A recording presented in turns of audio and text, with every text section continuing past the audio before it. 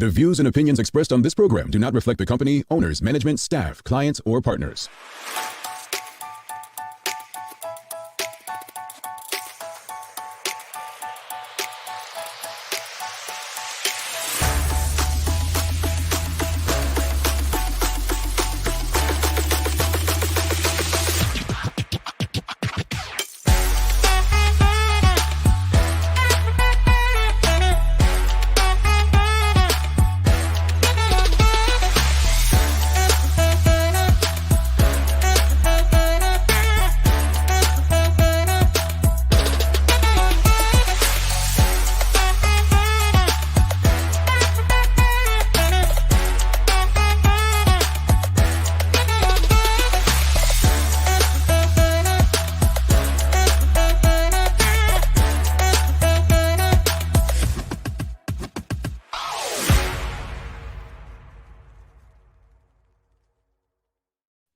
It's Tuesday, the 9th day of May 2023. Welcome to Bermuda's Daily Talk Show. It's the Daily Hour brought to you by the BAC Group of Companies, Medical House and Indos. I'm Jamal Hartman. She's Central Durham, and Maya Palacio will be with us in a bit to bring you the latest in her news break brought to you by People's Pharmacy. Sister Sancha. Hey, good morning. Happy New Week. Yes. I want to hear all about it. It's been long. How was the weekend? Hold up, let me rephrase. How was Maddox's weekend? How was Maddox's weekend? Oh, look, the weekend felt so long. My son Maddox played his first cricket game. Really? Yes. Who did he play for? Somerset. Come on, Jamal. Uh, We played his first cricket game. I think he's a natural, Jamal. He got a 4. He got a 4. Okay, 4 runs. 4 runs. Yeah. Okay. Overall, he got, I don't know. So what is it called? They do overs, right? So he did 1 over. Mm-hmm. He got maybe about 8 runs. They won. It was good. Mm-hmm. Okay. It's very different from football. Mm-hmm. And then on Sunday, Middlecross. He did amazing on Sunday at Middlecross. So, okay. And then yesterday, I want to thank people for that holiday because I got like I don't know what else went on with this holiday, but I was able to organize and clean my house. Thank you. Okay. Hey, look, that's not nice, Jamal. I'm just going to repeat because I saw a meme, right? This is not my thoughts, folks. I have no problem taking heat for what I think, but someone said there'll be another coronation soon because Charles ain't got much time. I didn't say it, but I have another day to clean my house. You'll get another day soon. That's what they're saying. But hey, look, I'm not gonna lie, man. It was good to sleep in yesterday. It felt really good, especially after a weekend of travel. I don't really tell you all about my weekends because it's none of your business, really. But anyway, I'll tell you today. So I went to Rhode Island to my sister's graduation. You know what? Not only did she graduated with it's called summa cum laude or laude or whatever. You know what that stuff is, right? I didn't, right? I was not that kind of student, and so I had to Google this stuff. I always saw it in graduations, and I just thought they were calling people names, right? I was like, no, they didn't call me that. Well, she graduated with great distinction, so I'm a proud big brother here. Summersfield. Through Warwick Academy to Johnson Wales University. But you know what? It wasn't about me, but they asked military people to stand up to honor them. Then they said any past JWU grads, and I proudly stood up, thank you. Good feeling. But also I had a couple of cousins, Josh and Mikkel, they graduated as well, and a day apart. So interesting. Not sure how the parents did that. 2 different states. So they graduated. So there's a lot of college graduates in the family, a lot of college graduates. So congratulations. It is graduation season, Sancha. So congrats to all the graduates out there. I got to spend some time with Nana Pamela Wade. She's probably in flight, so she's not on today. So we had dinner. Also, what else? And I was in Rhode Island. And you know what someone said to me in Rhode Island this past week? They're like, do you consider Rhode Island home more than Bermuda? I said, no, you start in trouble.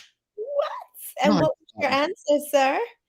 I mean, you really want the answer? No, I do. I said, well, see, while Rhode Island's where I got my start in my career, like where I started working and so on, I said, Bermuda's where I was born. It's where I was raised. It's where my family is. I said, Rhode Island forever in my heart, but it could never be home for me. You know what I say? It's actually on my Instagram. When you go into my Instagram, I say Bermuda raised me, New York made me. There you go. That's pretty much Bermuda raised you, Rhode Island made you. yeah, that's pretty much. Look, Rhode Island just is a sore spot for me, folks. So, but no, honestly, congratulations to all the graduates. If you, your family, anyone's graduating, congratulations. Karen Simmons says, "Good morning, TDH. It was a beautiful day for the middle to end walk. Saw Maddox again along the route. Congrats on your sister's graduation, Jamel. Yes, yes, yes." Charles H. Jeffs II, Jamel, did you stand up with the former military folks? Man, see, Charles is starting trouble. You know, he's starting trouble. No, I stood up for the JWU alum. Thank you, Mr. Jaffas. Congrats to everyone who completed the end-to-end as well. Props to you. My feet just look at you all and say no thanks. Greetings, everyone, and thanks for making us part of your daily routine. A good one today as we welcome one Bermuda Alliance Senator Dr. Douglas Couto on the show. We're discussing the current state of Bermuda politics, so it should be a great conversation. The daily players will remember when today. So, a bit of history, and if Sancha has been following the trend, it's been pretty much sports as of late, in particular basketball since, you know, NBA playoffs. So that's her hint for today. Folks, don't forget to subscribe on our website. Follow us on all of our social media channels to stay up to date with all that we have going on. Help us grow beyond the mic as we continue to do our part to improve our community. Well, let's get right into this morning's question. So we there was a holiday yesterday, as Sancha mentioned, and it was basically observed for the King's coronation, King Charles. And, you know, it's still, I guess it still divides opinion, the monarchy and so on. You see private businesses showcasing, you know, expressing their opinions, and people for and against. And we all know that Bermuda is a territory, colony, however you want to put it to sound politically correct or diplomatic. Britain rules over Bermuda, right? And the topic of independence always comes up, and it's usually, do you agree with it, yes or no? But we have a different question today, and the question is very simple. What concerns you most about Bermuda becoming independent? And we put that on our Instagram, and we'll go through some of the Instagram replies. But what concerns you most about Bermuda becoming an independent country? Like, what is your greatest concern? What is your greatest concern about Bermuda becoming independent? Sancha, what concerns you most? I have so many concerns. I don't think that we're in a I don't think I have a lot too. I'm not putting you out there because I have a lot too. In all honesty, I do not think that we are in a position to go independent under this government. Jamal, we have a lot of work cut out for us now. We're on here on a daily basis, you know, calling things out and trying to hold people accountable. And our community, I don't feel as if they're doing the same. They're hiding behind these comments. So I don't think that our community is strong enough at this point to have a voice to hold a government accountable during independence. We look at definitely there. I feel as if there would be a level of corruption without accountability. We can't get our school system together. Our economy is a mess. I had seen on our post on Instagram where passports, we can't even keep together with the passport. So we're going to be stuck in Bermuda. We're going to be stuck in Bermuda, nowhere to go, no financial means. Right now is not a good time for that. Yeah, I hear you. I'm nervous. I hear you. Here's where I probably disagree with the majority of people. We're never going to be ready. And the time's never going to be right. And because of that, if the UK says tomorrow, we have no use for Bermuda, because I think that's what may happen. It's not going to be our choice. It's not going to be the choice of Bermuda and Bermudians whether we're independent or not. And because of that, I think everything you said is valid because corrupt governments only do what they're allowed to do. And if people reacted differently, they would fear being corrupt. If people are not courageous enough, people are not maybe smart enough, people don't know how to fight. But I don't believe that governments go corrupt because they become independent. They become corrupt because of what the people allow. And so I hear you, I get you, but I just don't think if the U, I mean, we just spoke about it a couple of weeks ago. The UK doing like what they're doing, analyzing its territories right now. If they said next year, okay, we see no need for this anymore. Bermuda's over by the US. We don't need any. The US is an ally. We're good. Then what? It's a scary thought if everything what you just said. Right? It can happen,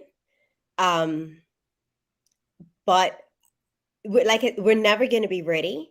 But I think under the government that we're under at the moment, we're really not ready. That makes sense. Yeah. I think we need to strengthen ourselves and try to put ourselves in a position to be ready. And we need to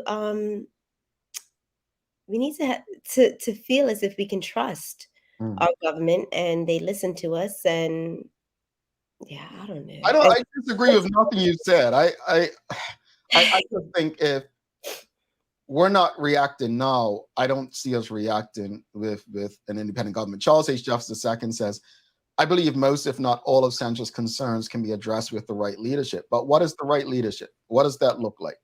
Because if you ask the majority of the country, the right leadership hasn't existed since maybe Sir John. And if it did, we wouldn't have voted who we voted out.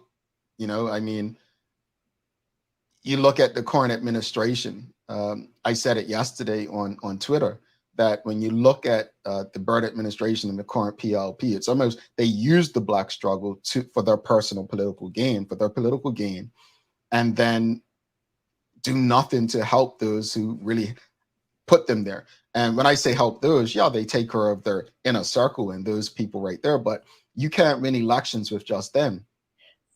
But Jamal, I also think that because, and I hope people don't come for me with this statement. Oh, I hope they do.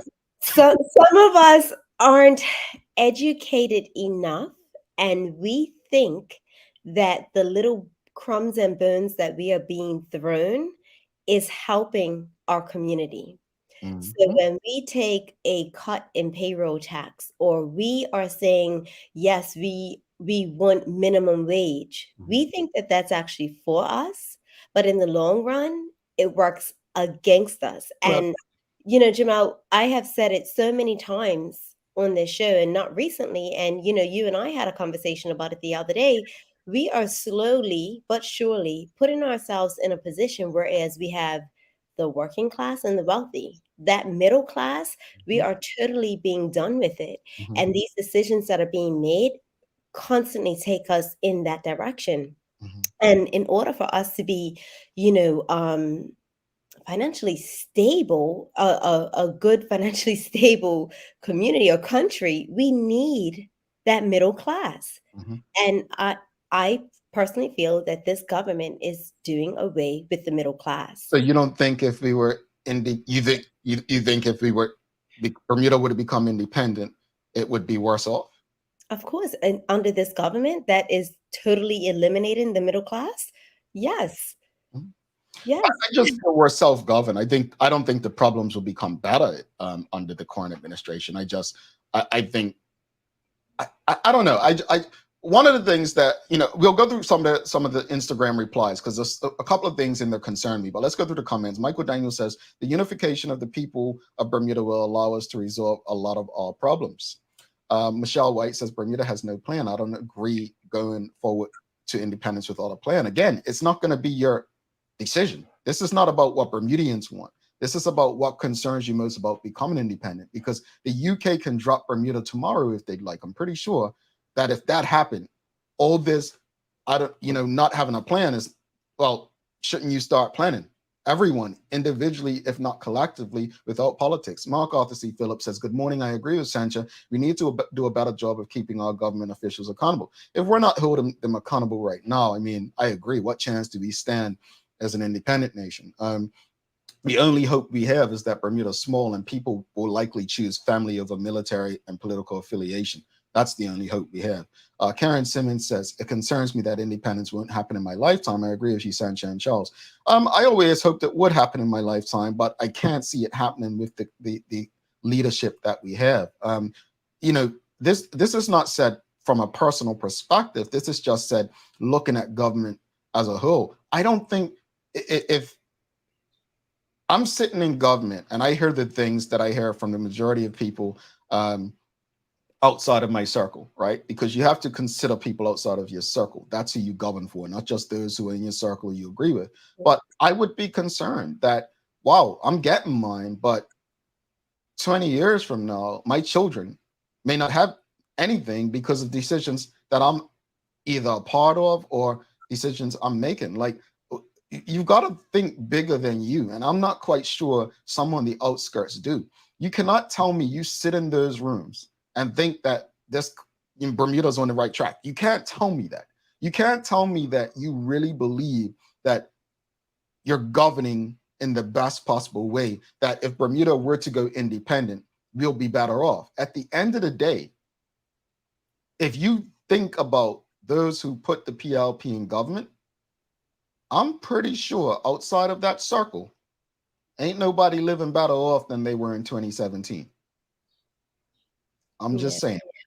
Erna Enos says, I totally disagree with her. Well, Erna Enos, this is an open platform. There's no limit to what you can comment. So instead of just saying I totally disagree with her, you have the opportunity to actually share what you disagree with. We're open for conversation. We're open for dialogue. So instead of saying I disagree, please, you have the floor. Let us know what you disagree with so that we can get to a place, a solution and spaces where we actually can find some common ground. Yeah. Let me say that, Jamal, you and I, we tend to disagree on things on a regular basis, but a comment like that, like, please tell me what you disagree with, because I would love someone to be able to come in the comments and come to the table to say, okay, well, Sancha, look at it this way, because it may give me hope, right? Like, teach me something, show me, change my point of view, so I can probably feel a lot more comfortable with the idea of independence. I would love to, you know? Yeah. I agree. Mark Arthur C. Phillips says, the thought of independence does concern me, but the truth of the matter is this: many times in life, you have to make the jump and figure it out as we go along. Look, entrepreneurs do it all the time. They have plans, most of them, right? Not every entrepreneur creates an actual business plan. Some people say business plans are only for those who need other people's money to start the business and go ahead. But you take risk. The thing with entrepreneurship, though, is that's different is most times you're taking risk with your own money when you're starting small. As a government, you're risking other people's lives and opportunities. Right? Can I cut in? Sure.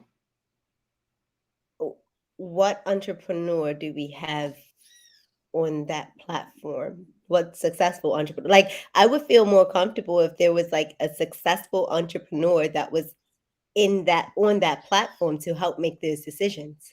I mean, I think the only one, if we're honest, in the Bermuda Progressive Labor Party is Zandy Silva, who's been somewhat successful. And that's a sad story in itself, because a party that was pretty much built on the struggle of Black people, they still today use the Black struggle for political gain, but the only prominent business person is the white member of the party. So that is in itself is very interesting. Let's go through some of the Instagram replies, Sancha. So what concerns you most about Bermuda becoming independent? We have part one. Someone, I guess, has 3 parts. Part one, external support if necessary, ensuring we have the proper infrastructure to go. Part two, independent, like passport processing, etc., more corruption and influence from USA. Part three, more debt, impact on higher education in the UK. All of this stuff doesn't matter. I don't care about this stuff. And when I say I don't care, is folks, if the UK decided to dump Bermuda tomorrow, this stuff doesn't matter. Mhm. You know what I'm saying? That's what I want us to, from this conversation, I just really want us to understand, yo, this may scare us and it may concern us. But if this is our concern, this is what we need to be pressuring our government to fix now. Someone said education, benefits of college and sports scholarships. How? How would that impact me getting a scholarship in a, to a school or based on sports? I'm not understanding that. No longer being a first world country. I hate that term. Can we retire that? I think it's one of the most insulting terms ever. Third world, first world, it's insulting. It's Eurocentric. Stop it. I encourage Black people especially, stop using the term first world, third world. It's not for us. I'm scared of poverty crime rate. You think it's going to be any worse than now? We're self-governed. All the murders that happen, stuff that the UK doesn't intervene. I don't think that people understand the difference between self-governed and not. Also, to that point, Barbados and Bahamas are doing pretty well. Corruption, it is happening now. You could only imagine what it would be like if we went solo. Economic pillars, we only have two. We desperately need a third pillar. Someone says lack of check on our government. Well, that's on the people. Accountability. Will we as a community hold the government to account? Wouldn't want any of the current government or opposition in power, as we know they're not capable. Are people not being prepared for self-governance and being in charge of our own destiny? Lack of a concise plan coupled with leaders who lack integrity. And then this last comment, which is the most interesting. What concerns you most about Bermuda becoming independent? None. So I guess they mean nothing. I don't know how you get to nothing, but you're a brave soul. Real quickly, go through these comments and then we'll bring Maya in. Charles H. Jeffers II explains what he meant. He says, the right leadership is those who are willing to serve the people regardless of who they voted for. But we must attract some of the best and brightest to lead us, smart enough to be humble. Well, I think we have a bright and smart person in today from the One Bermuda Alliance, Dr. Douglas Couto. He'll be coming up after the break with Maya. And then Russell Famous says, I think the desire and readiness for independence starts with the mindset of the population in general. Sandra? Yeah. Your top concern, just one top concern. Jamal, that's difficult. Like, I'm concerned. I'm nervous. Like, there's so many that are high for me. You know what my greatest concern What is yours? The people of Bermuda. The people of Bermuda. And the reason my greatest concern is not education, it's not crime, and it's not the government, it's the people. Because all of those problems could be fixed if the people change their mindset, if the people held their government accountable, if the people understood their power. So that's what concerns me most about Bermuda becoming independent, the people. Listen to our responses. We're afraid of that independence because we've been made to believe that it's a bad thing with the current lot we have. We don't trust them. If you don't trust them to lead you in an independent country, why do you trust them in an independent space where we're self-governed? That says more about us as an electorate than it does about them. Look in the mirror. That's what we all need to do. Let's bring Maya in for the Daily Hour News Break, brought to you by People's Pharmacy.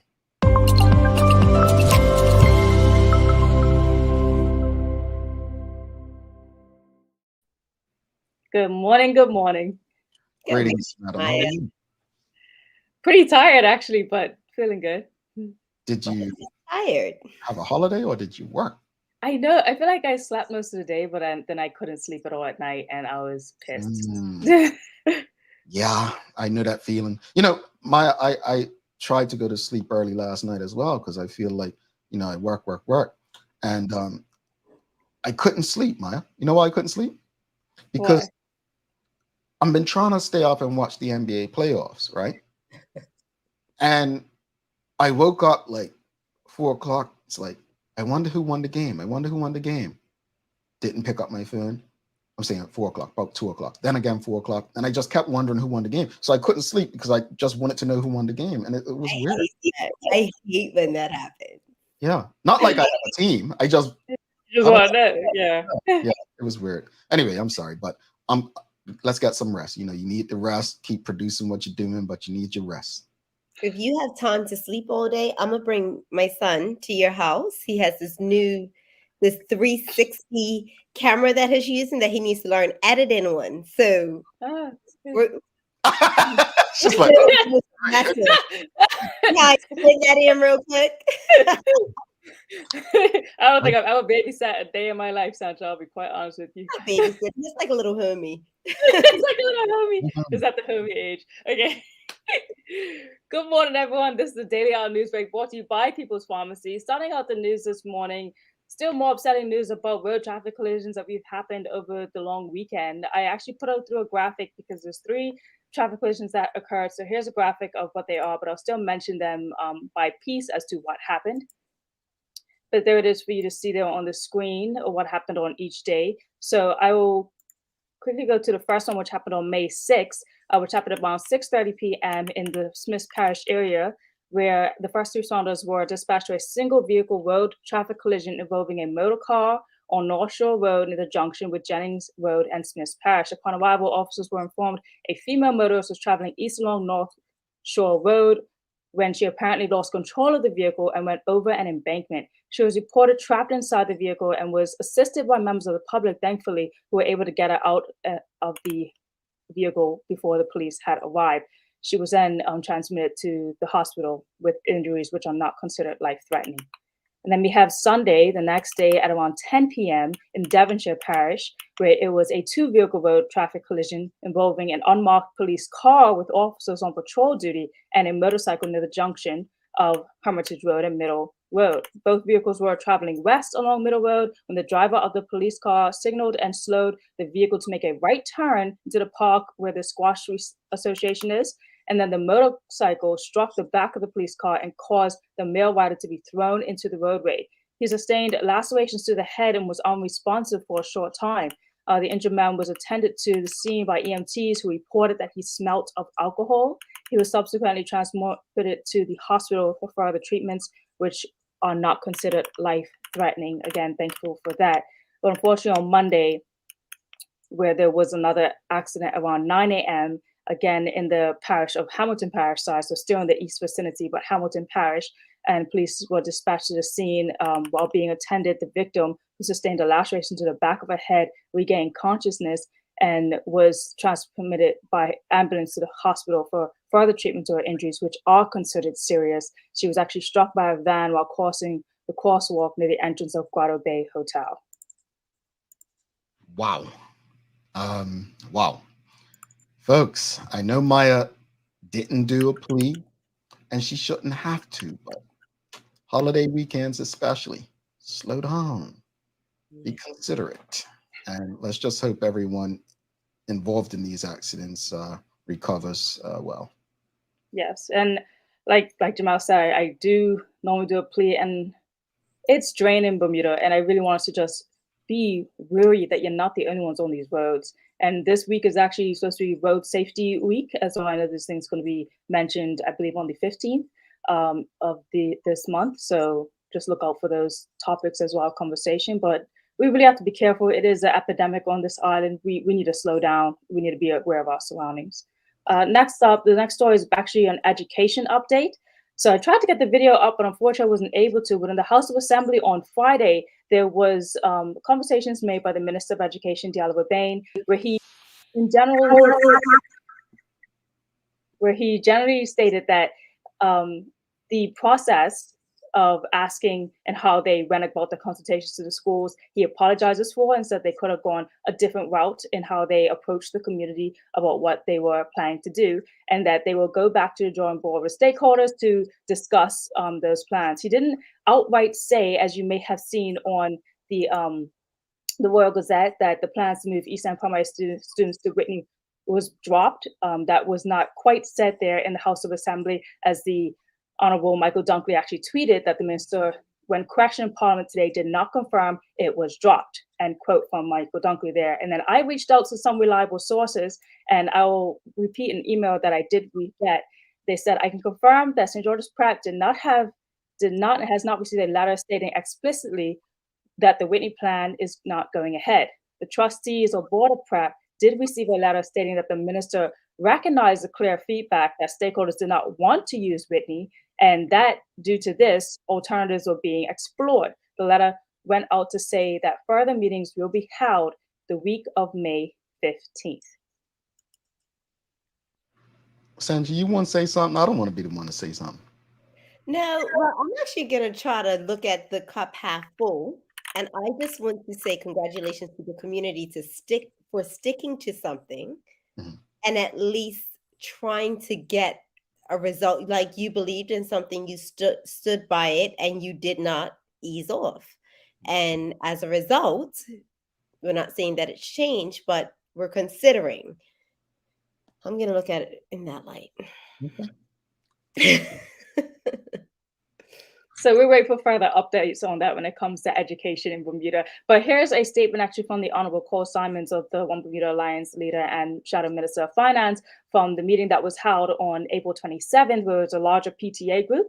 And I asked him what his stance was or opinion was on the schools up in St. David's, so in the east side of the island, and where he basically stands on where they should be located. So here's a video of his response to that. Well, my position is you have schools, George St. George's, that can be used in the interim that will be empty. Going to Whitney, going to Sands Middle School is not an option. It's not an option. When you got empty schools down in St. David's, Clearwater, St. David's Primary, and other schools in the East End. And so you have to work with what's convenient for the families and the students. Can you imagine someone from St. David's leaving 6 o'clock to go to schools in Somerset? Is there anything I haven't actually just want to mention about what's moving forward after tonight? I think one priority that we need to address is resources to teachers. I take the view that the teachers are more important than the buildings, because teachers make the difference.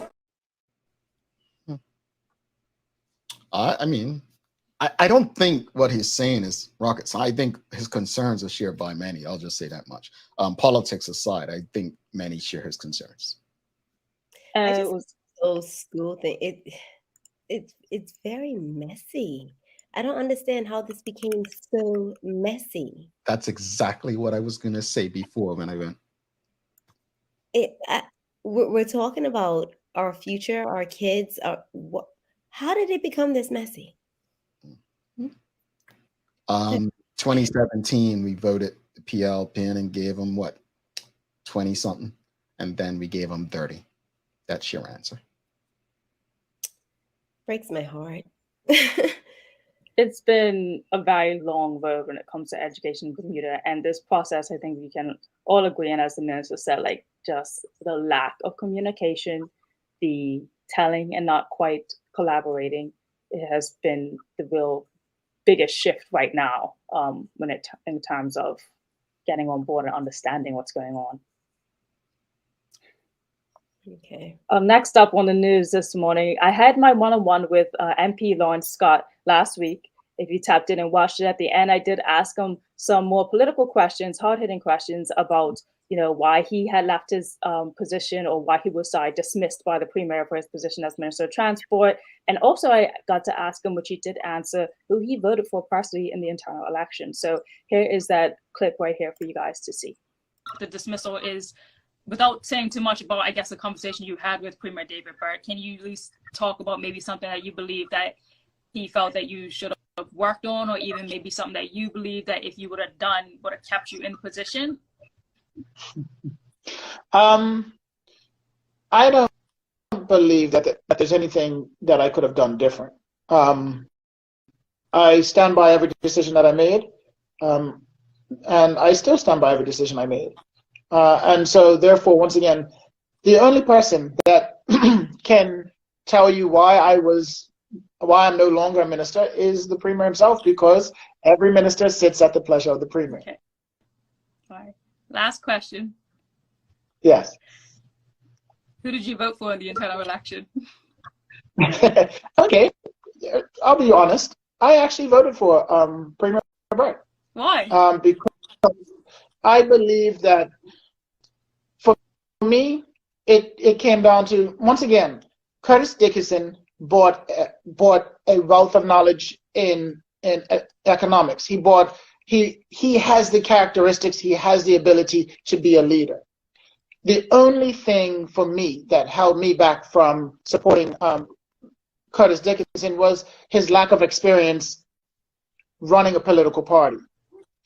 The premier has had the experience of being a senator, being an MP for an extended period of time. He came in 2012. So he had been an MP for close to 10 years, a decade of experience running, being part, and he was party chairman prior to that. So he's been in the PLP since 2004 when he came back actively. When I say been in the PLP, being active in the PLP, and so therefore I leaned on the experience moving forward. And so yeah, I supported. My vote went to the premier. Now, before I get you guys' feedback on that response, off camera, we discussed that he actually did vote for Renee Ming as deputy. Okay. Here's what really pisses me off, and this is not just political, because I've dealt with this my entire life, and people love to say I have 10 years experience or 15 years experience or 20 years experience. I don't give a damn how much experience you have. What I care about is your track record of experience. Is it good experience? What did you achieve during that time with your experience? There are NBA veterans, people who have played in the NBA or sports. They've been nothing but people to fill up a roster, right? They've been people who probably average 2 points a game. They haven't contributed much to help the team. Any of their teams not even make to the playoffs. There are people who stay in jobs for a long time, not because they're good, literally because companies know that person would do whatever I tell them to do. Not because it's in the best interest of the people or the organization, maybe because they're a union member. David Burt being there since 2012 doesn't make him a better candidate. What happened to being the better person? Really? Experience? That's like Maya. Okay, she's 26. She's been doing this for 4 years. I've seen her, and I'm not saying this just because she's here. She does her job better than some people I know who've been doing it 20 and 30 years. Why? Because there's not a sense of entitlement like I've been doing this all this time. She's new. There's this sense of entitlement we give people who've been doing stuff for a long time. Not that they're good at it, just because they've been doing it. It happens with lawyers. Oh, they've been practicing law for years. They got experience. Shut up. You know what, Jamal? I sit here on so many days trying to figure out how we got to where we are in this political space. He just summed it up. I have been so like my mind has been like, well, what? How did we get it? I get it. I understand why we are where we are today. Honestly, no disrespect. That's the only thing he did for me. And much love to you, Brother Lawrence. But that's one of the most ignorant reasons I've heard somebody giving somebody a chance over another. And look, we all have our reasons for thinking Donald Trump is the worst person in the world. We do. But I would prefer someone with no political experience if the people with experience are like this lot. Come on, man. Do better. That was crazy. I'm sorry, Maya. I know you got more. You got more. Sorry. I'm sorry. You flew me on that one. I ain't got no water in my throat. Well, let me move on to the next section of my news. I know you guys have a guest coming up, so this is my last two stories for you guys before I wrap it up. Next up is this morning, the news article with Kavina LeRae. She was on the show last week and she talked about sex education. Well, it's up right now live on media-maya.com. It's how to have conversations about sexual abuse of children and teens broken down by age groups. So that's what you'll see at the cover. And this is just a quick little graphic that's in there, but there's so many more guidelines and tips to all of these. So please take the time, go out and read the article. The link is already posted up on most of my channels right now, but media-maya.com, and it's the first one there. So covering the ages of what you say between 3 to 9, 10 to 13, and 14 to 19 up there when it comes to talking about sexual abuse. Yeah, that's a good conversation. So I'm looking forward to reading that. And lastly, on my news for this morning, we're actually talking about sports, and we are actually talking about basketball, but it's actually women's basketball in Bermuda, which hasn't had a league in almost over 5 years. So I actually went out to the finals that happened over the weekend, and here's a quick video clip for you guys. It's been over 5 years since Bermuda has had their own women's basketball league, and on Sunday, May 7th, On the Bounce basketball team secured both the league and tournament title.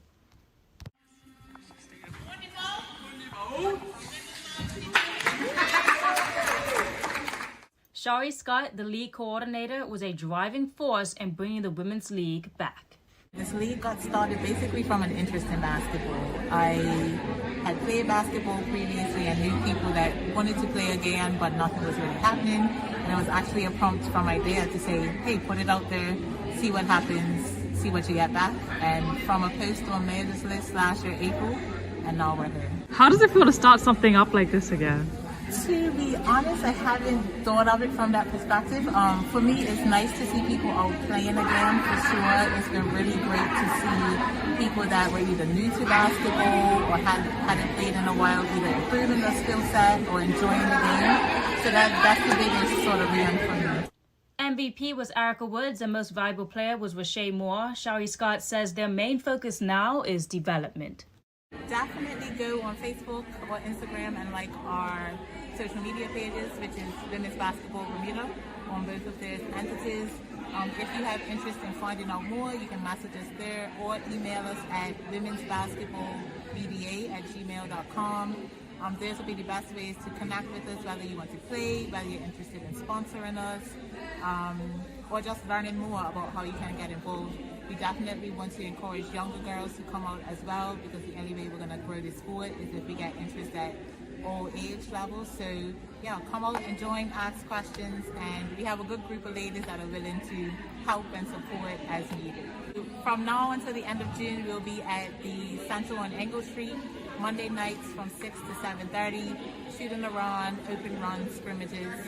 So yeah, join us there as well if you just want to come by and get a feel for what it is, or if you just want to jump in and play. That would be a good place to join us as well. What gym was that at? Just there was at the Walk Academy gym.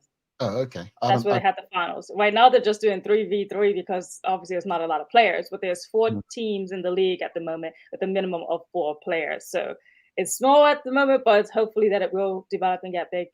You are you two gonna join the team? No, I had known. I don't do basketball. Oh, okay. I used to play netball, but I. Boo. Yeah. That's all right. We gotta run. But I loved basketball back in high school. I won all the class of 2015, and we beat Berkeley at the finals. I want all of us to be playing basketball in the league. All right.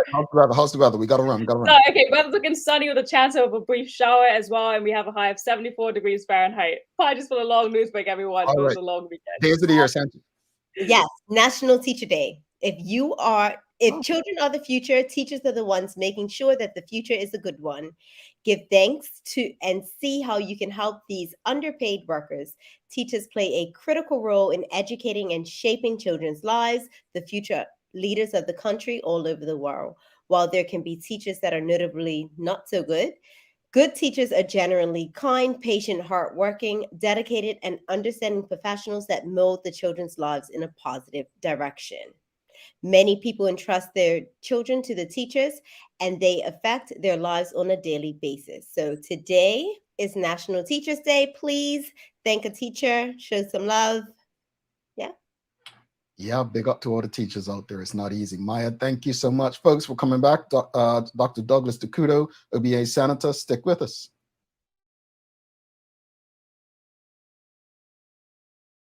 Get ahead of the summer heat with BAC's pre-summer sale on air conditioners. For a limited time only, you can enjoy a 15% discount on Lortec and Cooper and Hunter AC mini-split AC units, 2 of the most trusted brands in the industry.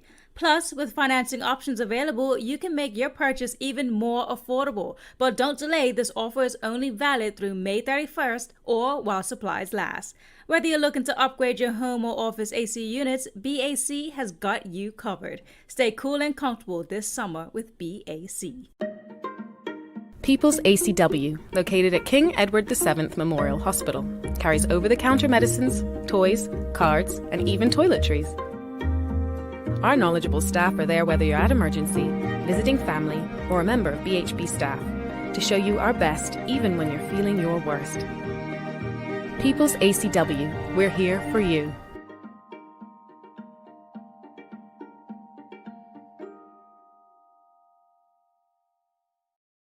Welcome to the new bulk store. Linda.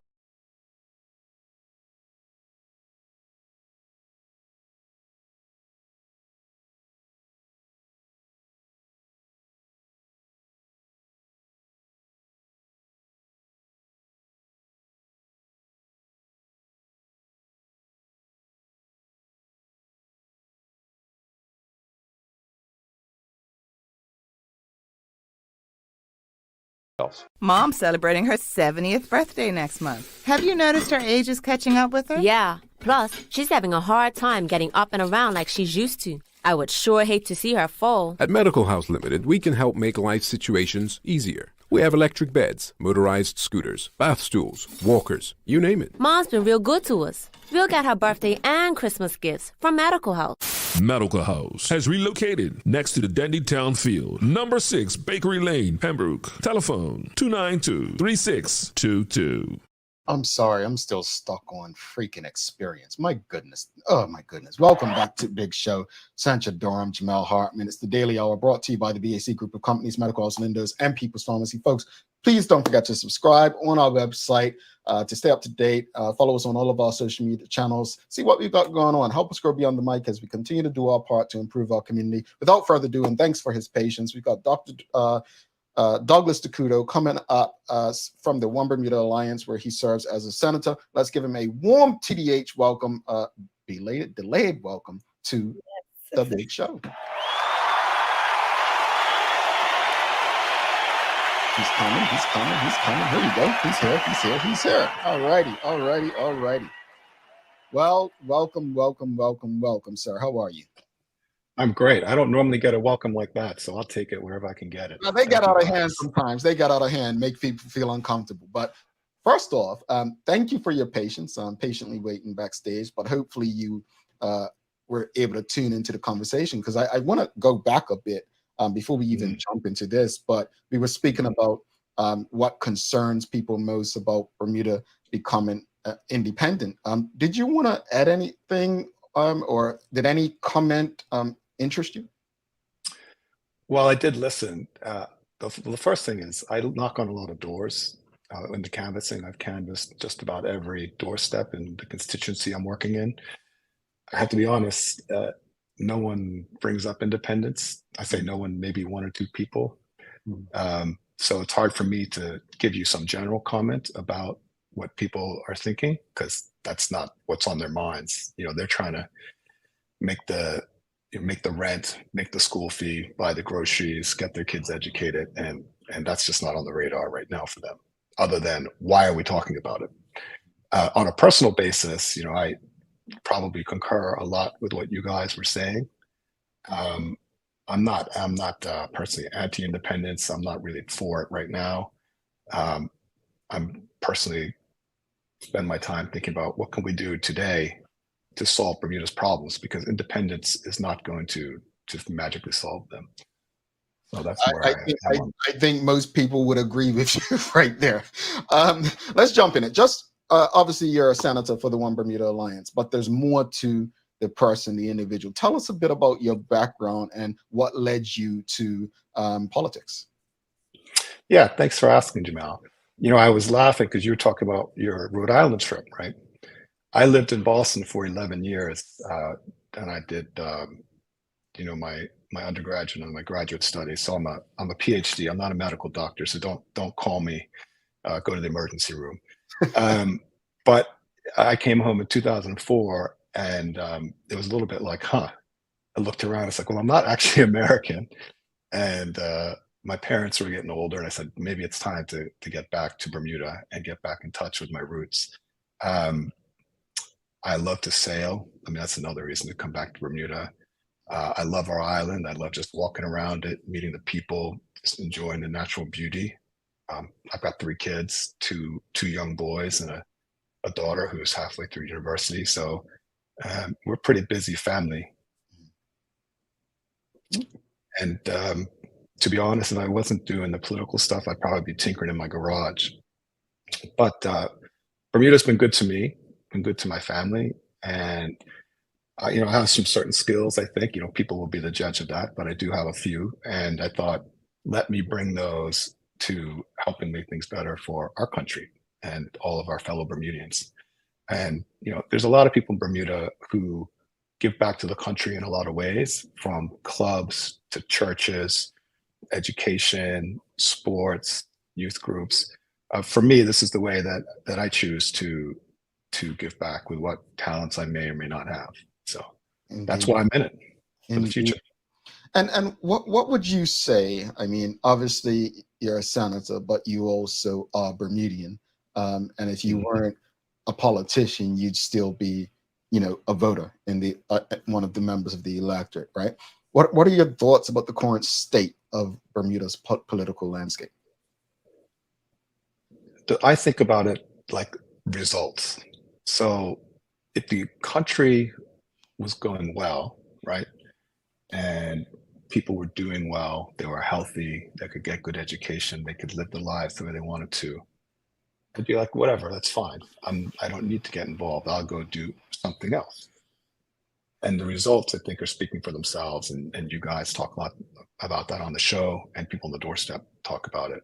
So for me, it says, how could it be that you have a 30-6 government, but you continue to not get things right? You continue not to listen to people. You continue to be arrogant, and you continue to hide information. So that's how I kind of view the political state. I don't quite understand it. I can't speak to the motivations of the current government. The OBA, so I joined the OBA around 2 years ago while going into the 2020 election. And so there was a lot that happened before I got there, and I can't really speak too much on that. I know that my colleagues and I are sort of really in it out of a concern for the future of the country, because there's not a lot of personal upside in it for us, to be honest. And I sort of wonder, the 30 MPs, where are they? They're quiet. They don't seem to have much to say. And again, I go back to the results. That's how I would judge the current government. So you mentioned when you're canvassing and you're on the doorsteps, you briefly mentioned the concerns, but what are the main concerns that you're hearing from your constituents? Right. Well, obviously, Sancha, it varies depending on what's going on. The last couple of weeks, of course, education. Well, the last few months, education. The older voters, the seniors, of course, are really thinking about their health care, their retirement. How can I put my finances together to live on a fixed income? Obviously, most recently, the Fairmont Southampton project. Everybody is like, what is going on with that?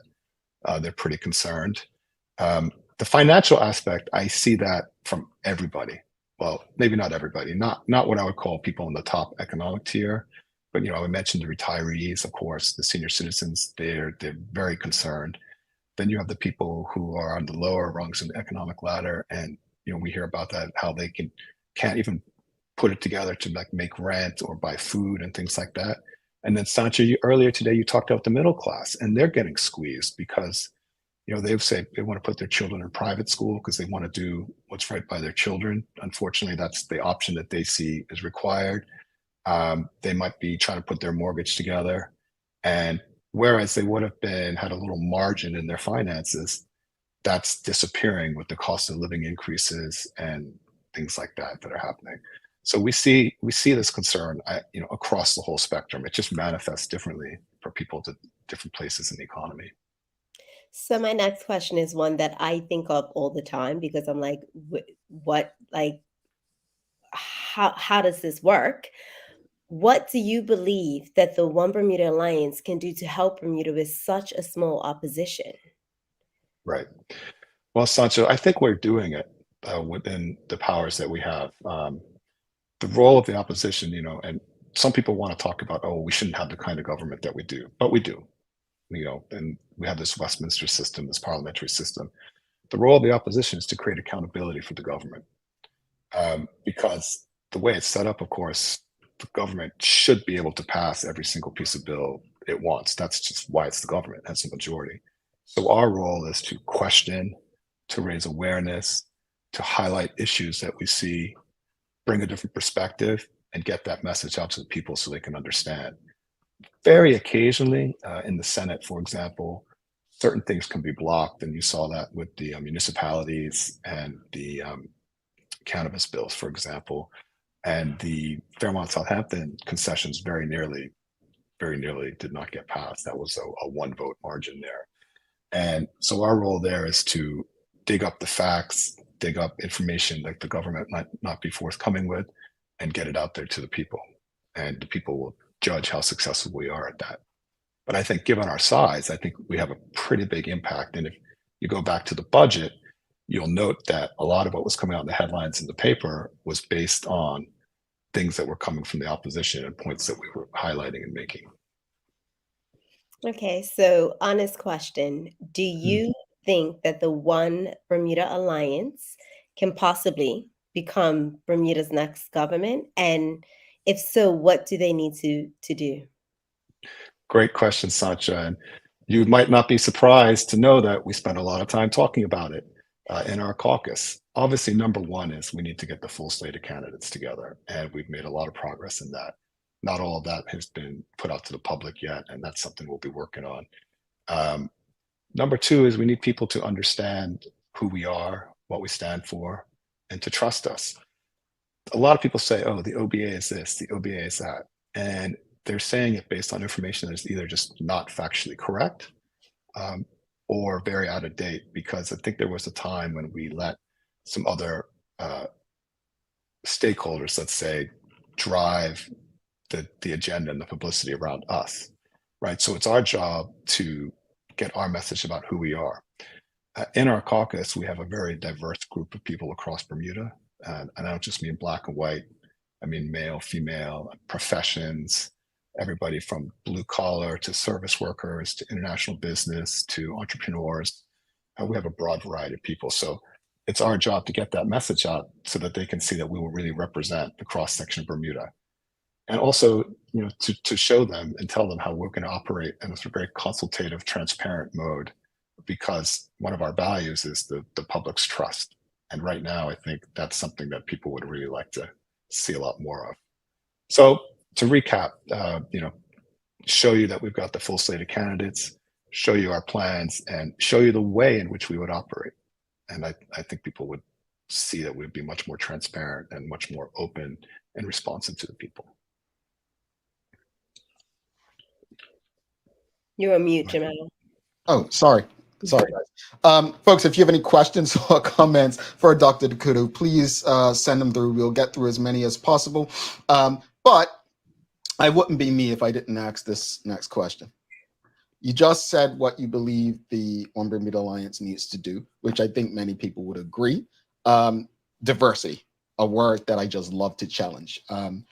You went beyond race, you went gender, and obviously you spoke of diverse in terms of careers and industry. Diversity of thought is one thing that comes to mind. I think that's the big problem, along with race in the PLP, that there seems to be no diversity of thought. You just heard Lawrence Scott himself, right, speaking about why he voted for David Burt. Bermuda's political landscape is heavily influenced by race. We know that. Can the One Bermuda Alliance address the party's historical ties to systemic racism in Bermuda to gain the trust of Black voters? Wow, Jamal, that's a little early for that, mate. There's a lot that you said there, and I'm going to be honest, you made a sort of statement, and I'm not sure I necessarily agree with the statement 100%. Okay, I just want to put that out there. But people feel how they feel, and that's something that we have to acknowledge. And there's no point saying someone's wrong. You feel a certain way, that's how you feel. So number one is to listen and understand where that comes from and the history and people's experiences. So me, I'll just be blunt, as a white or Portuguese white Bermudian, been relatively privileged, had all the opportunities. My mission is to really understand, make sure I understand the breadth and depth of people's experiences as an island. I mean, I won't understand it like them, people who've lived it, but to not be ignorant and to accept it and to hear it, and then to make sure that we're doing the things that can help people move forward in their situation in life, make sure they have the support that they need from the government, the social services, the education, and a path to prosperity. And we talk about this in caucus. We've had some caucuses on this direct issues where we get to, share our frank exchanges. To be honest, though, again, I'm not sure all the younger voters are going to think the same way that you're thinking, Jamal, or what I'm inferring that you're thinking, because I don't know what you're thinking, but based on your statement. And I've said the same thing. I've sat in groups of older white Bermudians, and they've had similar concerns. And I said, listen, I hear what you're saying. The younger voters are thinking about different stuff. They're trying to think about, how can I find a house to live in? How can I find a job? Can I raise my children in Bermuda? So while those are not, it's not that they don't think about, the history of race in Bermuda politics, is really not at their forefront. And I'm not saying that, if you just fix the economy, that problem goes away. But I am saying if you can go and make sure everybody who can get a job to live the life in the way that they want to live in, can feel safe and secure, can be healthy, their children can be educated and safe, right? Those don't necessarily fix the wrongs of history, but they are the object of making people be able to live a good life today. I just want you to explain. I was trying to listen just now. I'm just trying to understand what about my statement you disagree with, because I'd like to kind of understand that. I don't think the OBA is directly connected to the whole racial history of Bermuda. And we could talk for hours about this. And frank, I don't really want to get into it, but I'm just going to have to disagree with you on it. It has a connection through some of the prior UBP. Yeah, me saying that is more or less the PLP routed the OBA in the last two elections because race was influential. That was the point I was making. Yes. Yeah. No, that's correct. And we in the OBA let them control that narrative. Mm-hmm. And I think the question is more so, and I'm glad you explained it. It was more so, how do you combat that almost? Like with the PLP literally have a way of using race to win elections, right?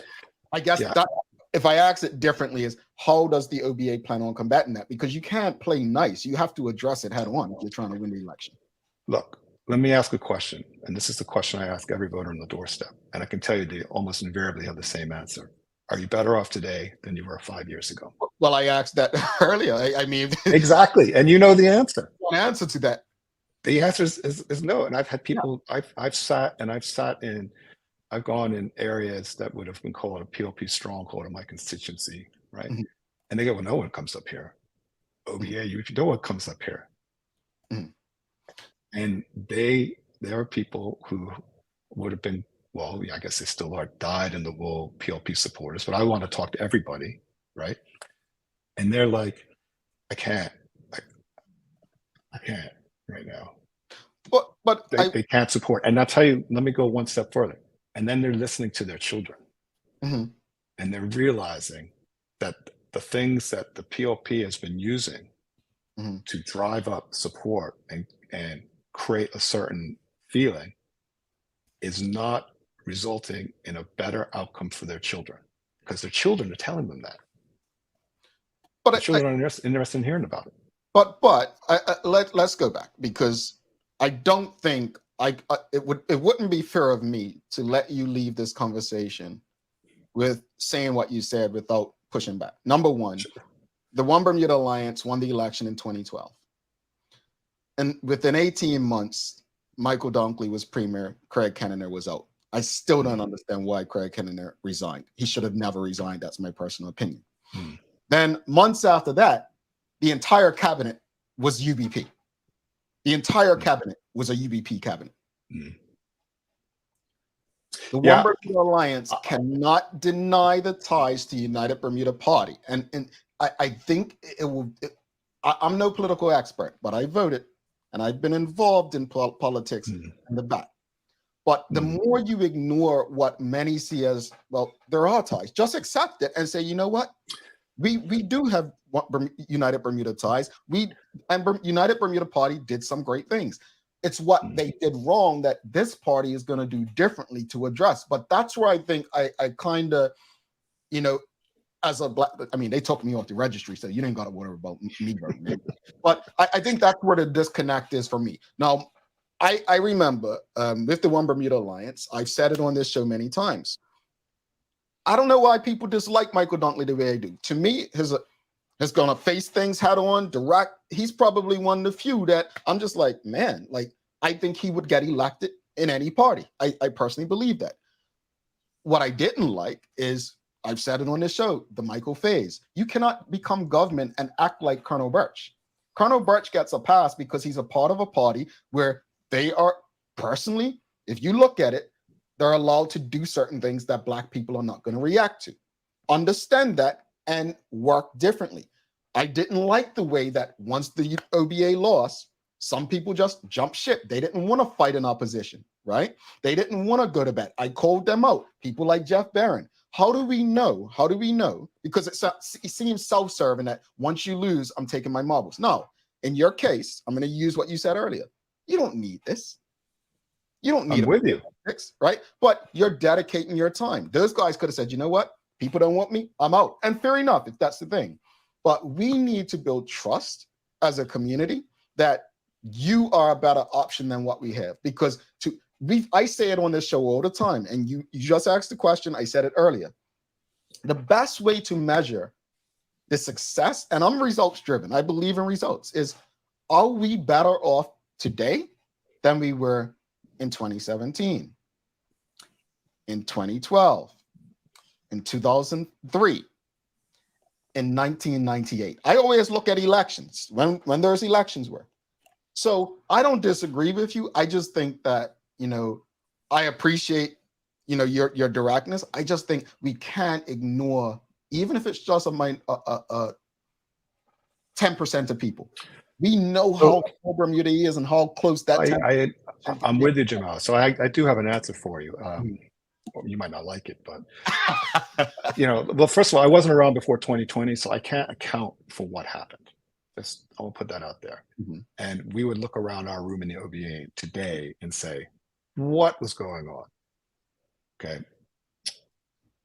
I hear your concern. I understand what you're saying.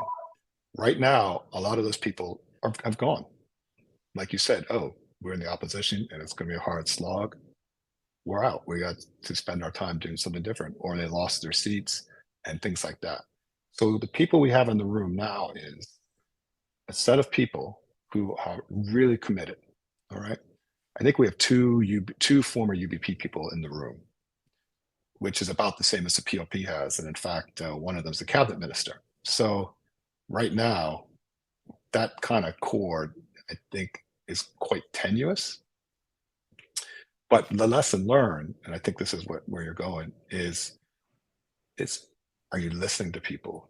Are you responding to people? Are you being empathetic and trying to feel their concerns? Because that high-handed approach that we see from the current government is no good. Our island is too small, it's too interlinked, and it's too interwoven. And you know, because of the history of Bermuda, it's important that any government is truly listening to the people and serving them out of their best efforts. And I think that, for me personally, is a lesson that I learned from observing the sort of history of the OBA and also the PLP. I don't know if you like that answer, but that's my answer. I appreciate it. And just a correction: Kim Swan, William Furbert, and Jamal Simmons. So 3 UBP in the PLP. In fact, versus 2. So. Michelle White says, Dr. Couto, if the OBA was successful during the next election, name an area where the OBA would be different than our current leadership? Sure. I'd like to name, I think, 3 areas. Number one is we really want to be consultative and listen and make sure that people are given information and can be involved in major things that are happening on the island right now. I mean, education, and you guys already got into it, so I'm not going to get into it more, but like how did that even end up there? So that's a sort of overall way of operating, right?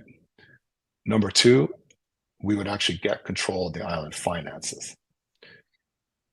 Not because money is the main point of the situation, but if the money part is not in control, you won't have that vital tool to provide the services that people need. And frankly, our country is not on a good trajectory with the money. And if you think about, you were talking about independence earlier. People want to be independent because they don't like being a UK territory. They are really not going to like it if our financial situation goes belly up and men in suits are coming from the IMF and the World Bank and telling us how to run our country, right? And number 3 is we would put in place and execute realistic plans that actually achieve results for the people. And, the OBA in a short period did have a track record of that. Like it or not, you didn't like the America's Cup event, but it happened, it got executed, it had a good result. Hotels got built, investments got made. And all that was done in a lot less time than the current PLP government has had. So that's my 3-part answer for that. I want to say something, and I said it on this show before. And Sancha, I don't mean to put you in a space, but I had many friends. No, I'll tell you, this. I've said this on the show, so it's not surprise. I'm not going to call names, but I've had quite a few friends during the America's Cup, and you all know how I felt about it. While I thought it was great, I just didn't see how we were going to build on it, and in my opinion, we didn't. And maybe that's because governments changed and attitudes changed towards it, right? But I didn't. We didn't build on it. That was my concern. However, it's no denying that it got people working.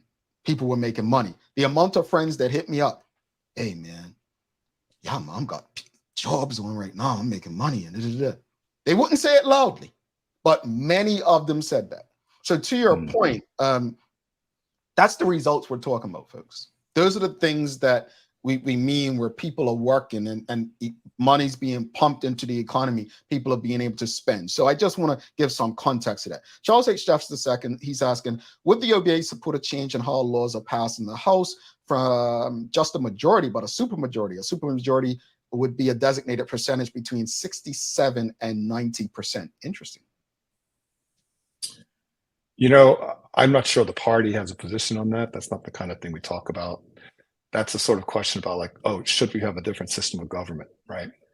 Like I said, we mostly spend our time talking about what are things we can do with the system of government that we have today. So I would use the example of the US Senate for those who are sort of political boffins, where they have this filibuster rule where you need, I don't know, some higher percentage than half to actually pass a law, certain things. And what that means is when you have a pretty evenly divided Senate, the whole institution grinds to a halt, and that's creating a lot of problems in the U.S. political system. So there might be something to learn from that. One of my biggest concerns, and I've said it publicly a number of times with the One Bermuda Alliance, pre you being there in 2012, when the PLP lost the election, as Charles H. Jeffs has said, the OBA didn't win 2012, the PLP lost it. And I believe no elections are won, elections are lost. But in that time, they made the job for the PLP so easy once they got back in 2017. And people would say, well, how did they do that? Well, you wrote a platform and you said you were going to have a referendum on gaming. You said you were going to do the recalls, all the stuff you just said you were going to do as the political party, and they didn't do. Now the PLP comes with a platform. They say, well, we're going to color the letter A green, and we're going to color the letter B red, right? So you've made it like serious. Is that remedial? Is that simple? That's how easy you made it. Because if you ever heard David Burt, the premier, speaking, it's always about ticking something off in his book, right? And we questioned him on this show about that, saying, well, you're talking about 2017. It's now 20 whatever. And you're still talking about that book. Things have changed since then. Like a lot has changed. It's been a pandemic. I say that because Renee Simmons makes a great point. She said, the issue is trust. We didn't trust the OBA, and now most do not trust the PLP. What would the OBA focus on to regain the people's trust? Again, that's where the trust was lost for a lot of people right there, right? You know, I kind of break it into maybe two parts. Number one, we're working on the doorstep. So I build a personal relationship with my voters. Well, people who I would like to be my voters, right? Obviously, we'll find out what happens. And they can learn about me and they can talk to me. We can have that one-on-one conversation. And I know that all my other colleagues in the OBA are doing the same thing. Number two, as I say, get to know. Well, it's up to us to help you get to know our entire team and understand why are we in it. So let's just think about that. We have a group of people coming to our caucuses. That's where we have our weekly political meetings and we talk about political issues and take political decisions. And they come in week after week. Sometimes we meet twice a week or we have weekend meetings. And why are we doing it? And that's what I would ask people to think about. The why. What's the motivation? We're not getting committee memberships. We're not getting committee chairmanships. We're not getting posts. We're not getting this or that. We don't have staff. We don't have technical officers to brief us. You know, we're doing this all on the side of our day jobs. And I'm not saying give us extra credit for that. I'm just trying to say understand the context because we put our hands up for it. And it's our commitment to the future of Bermuda. Like I said, Bermuda is too small. We're all going to sink or swim together. And that is a feeling that we all have in our caucus quite urgently, that we need to get this island back on track for all of our futures. And I think if people can reach out to their potential OBA candidates or anybody that they know, I think they would get that. And if you talk to the different members of the caucus, you would get that same message, but in different ways as each person brings their own approach to it. And again, I'll accept that it's a little bit on us to make sure we get that message out to the people, a lot on us to get that message out to the people. Indeed. One final question before you go. Michelle White's asking, at the last election, the OBA appeared challenged in filling all positions. Was it people getting involved in politics in general or concerns about the party? If the latter, has it been fixed? You know, I can't speak for specific people's reasons not to get involved, but I'm sure Ms. White is correct. It's probably a bit of both. You know, no one wants to sign up. Well, very few people want to sign up for a party that just lost, right? So you have to bring a certain conviction and motivation to that. Also, you know, frankly, I think the party is, you know, you could see did not do a good job. And a lot of people who were around then, I can't speak to as to why people got sidetracked. They were focused on other things. We have spent a lot of time internally, what we call rebuilding, operating as a team, trying to become a unit, right? Having respect and listening to each other within the room. Because like I said, we bring all those different perspectives and we don't always agree on stuff, but we want to bring respect and operating together as a group. So I think that if people were to get to know us, if someone is interested in getting involved, that they should give us a call and come check it out. And I think they'd find it's not at all like what people say it is.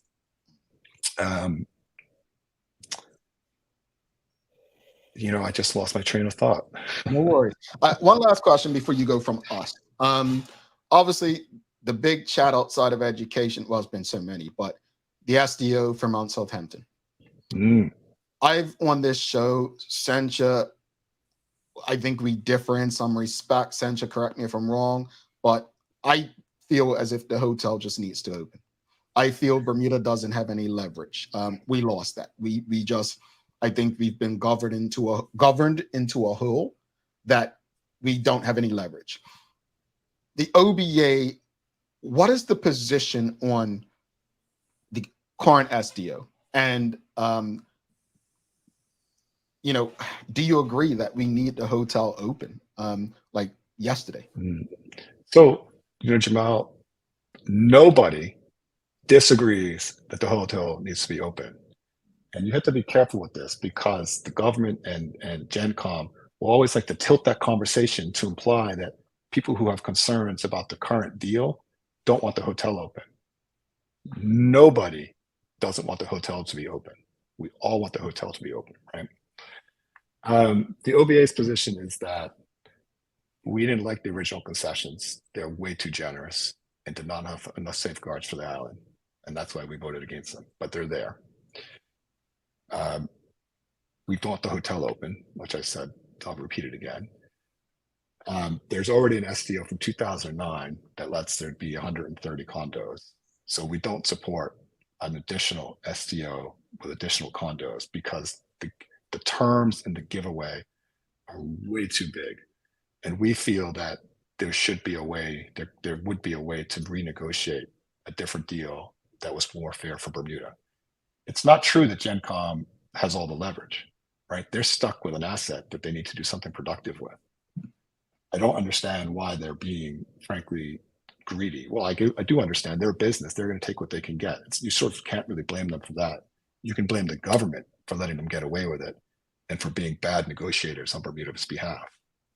So let me sum it up. The hotel needs to be built.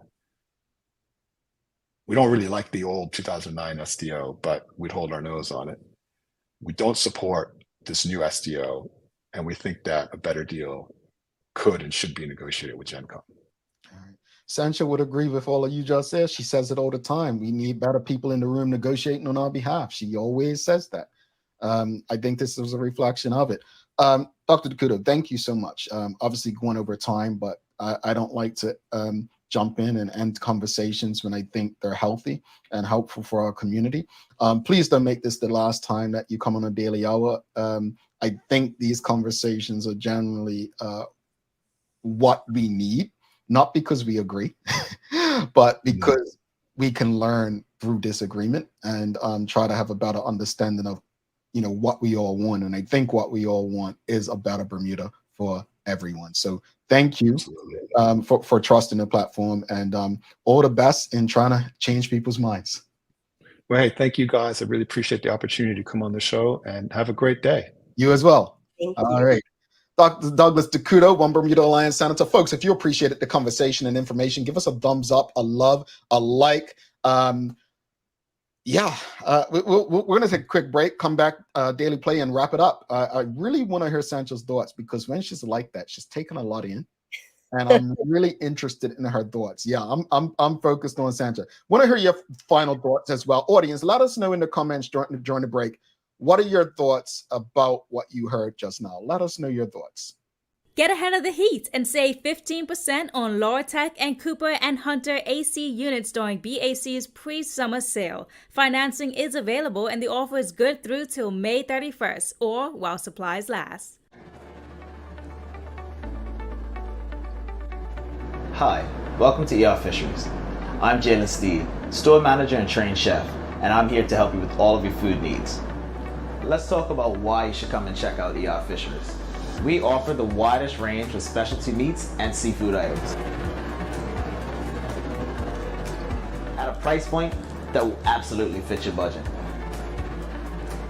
As a chef, I'm able to answer all of your food questions, help you come up with meal ideas, and generally guide you in the right direction. You'll get a custom shopping experience unlike any other food store in Bermuda, where we'll cater to your needs and provide you with excellent customer service. Where else can you get quality cooking advice and quality products? I look forward to helping you with all your meal ideas.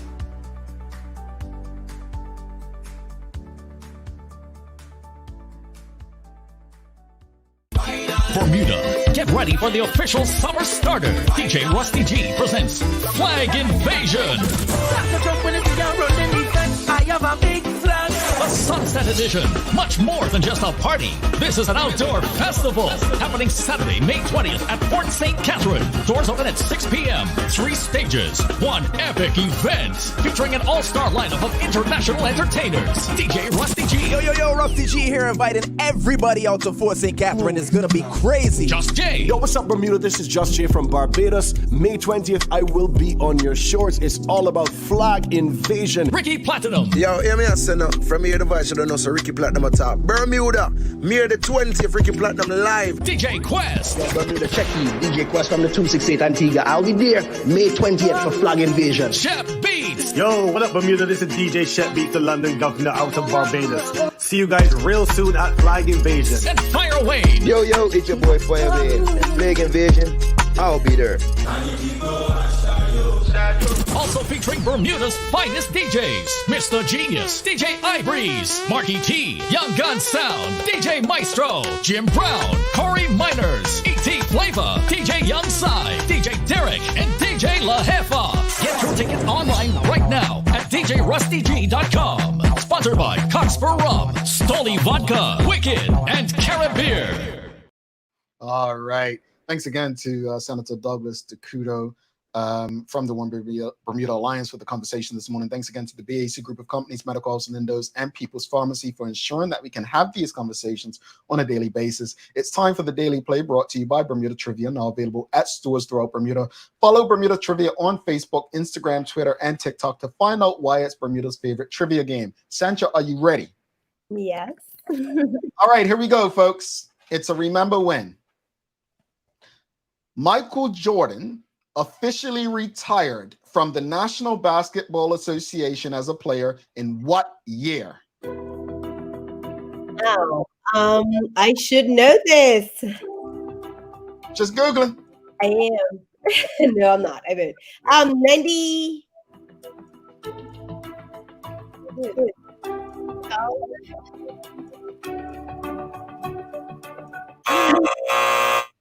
See, if I were you, I would have. He retired 3 times. I didn't say which time. He retired the first time in 93, second time in 98, and for the final time, Michael Jordan played his final NBA game on April 16, 2003 for the Washington Wizards against the Philadelphia 76ers. My final answer was going to be 97. So yeah, I was sitting there thinking about my Jordan history. That was his second retirement, 1998. His final retirement, he retired in 2003. That was it. All right, let's chat. Final thoughts on today's independence, and then obviously our guest, Dr. Couto. Goodness. Jamal, we haven't had a heavy show. You know, sometimes shows feel heavy for me, right? Mm-hmm. And we haven't had a really heavy one for a while. This one felt heavy. It got me thinking, and no matter what is said, I get that sometimes we need to just do things and, let the chips fall where they may. I do not think that we are in a position to even play with that. The government that we have right now, I don't feel like they're strong enough. It's just my honest opinion. And it makes me sad to even have to say that. So I'm not for independence at this moment. I'm not saying that I'm never gonna be for independence, but not during this time. It makes me nervous for not only myself, but for my kid. Mainly for my kid and the future of our country.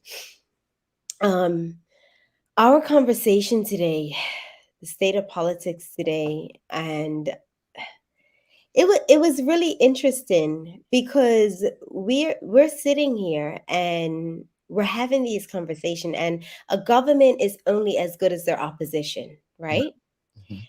Early in the show, we had Miss Erna challenge me to say she doesn't agree with anything I said, which piqued the interest to say, okay, well, teach me more. Give me insight. We need a strong opposition. And as Michelle White said, in the last election, there was a lack of candidates and it made everyone nervous. So I do feel as if the OBA is responsible, has a certain level of responsibility for where we are as well as a country, because we don't have a strong enough party that is challenging to opposition to say, okay, you're not giving us a choice. So although we're not happy with what's going on with the PLP, do we really have a strong choice within the OBA? I know my wrap-ups could be a little long sometimes, but let me just say this. In the last election, I wasn't set on who I wanted to vote for. I walked up to the polls and I was just like, okay, I wanted to know more. And the OBA candidate, I guess, just took me as being a PLP voter and didn't even want to explain her platform to me. She was just like, well, you're going to vote PLP anyway. And it's just like, you need to have the confidence within your party to sway my decision. And you can't just say, because you feel like I am a PLP stronghold and, I have been raised as a PLP supporter and times have changed. Sell me, help me understand what you're going to do, what your platform is. And I'm totally open. I'm not one of those people that says, because I'm Black power, I need to vote for a PLP because that's not necessarily the best option during these times. Yeah. I mean, as far as independence, again, I'm just going to repeat what I said earlier. I think the greatest concern I have is the people of Bermuda. We get the government that we vote for. We get the government that we allow. It's that simple. If we want to change our fortunes, then we have to change the way we allow people to govern us. As far as the conversation of Dr. Couto, I'll say this much. I don't like politics and politicians for many reasons. I don't. But I had never had a conversation with him outside of Twitter. But I'll tell you something I learned this morning. And if you've never met Sencha, myself in person, don't take what you see and engage with as who we are. Why do I say that? This is probably 90% of who we are. But get to see us in person, we may be more fun or more grumpy, depending on which one. I had no idea what Dr. Couto sounded like, what his demeanor was like. But I tell you what, his demeanor actually shocked me today. It was welcoming. It was calm. It was a spirit like, you know what? I'm here to have a conversation. That's not me. I'm loud. I'm angry. I'm different. But it got me thinking that maybe this is the kind of person that Bermuda politics is in need of today. I don't know. That's just an opinion based on that observation. All of that to say, we need a strong opposition. The strongest oppositions have always been the Bermuda Progressive Labor Party. I would tell the OBA to learn how to be a good opposition. Learn how to do it even with 6 people or 8 people or a lot of people in the background. Once you learn how to be a good opposition, you'll take steps to winning an election and then becoming a different kind of government once you get in. You've got some daily inspiration for us, Sandra? I do. The Daily Inspiration is brought to you by ER Fisheries. Education is the passport to the future, for tomorrow belongs to those who prepare for it today. Malcolm X. Go! Got it one time. Brother Malcolm. Folks, don't forget to subscribe on our website. Follow us on all of our social media channels to stay up to date with all that we have going on. Help us grow beyond the mic as we continue to do our part to improve our community. Thanks again to our partners, the BAC Group of Companies, Medical House Lindos, and People's Pharmacy for ensuring that we're able to do this with you on a daily basis. As always, we appreciate you, we love you, and we thank you for making us part of your daily routine. If all goes well, we'll be back to do this again with you tomorrow. She's Sencha Durham. I'm Jamel Hartman. Please do make it a safe and a great day. We're out. Peace.